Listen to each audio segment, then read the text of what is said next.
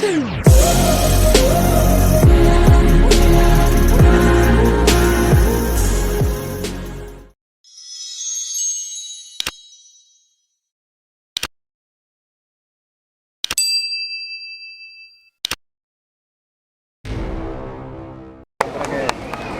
yang berbahagia, dengan penuh rasa bangga, sesaat lagi akan melintas tepat di atas kita formasi pesawat tempur TNI Angkatan Udara dengan korsai merah putih flight untuk memperingati Hari Kemerdekaan Republik Indonesia ke-74.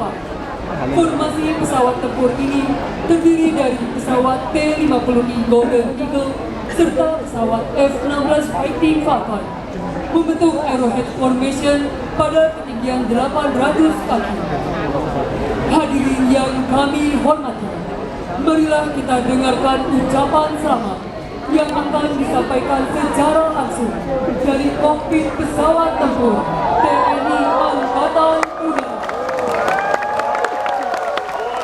Angkatan Udara mengucapkan selamat ulang tahun ke-74 Kemerdekaan Republik Indonesia tahun 2019.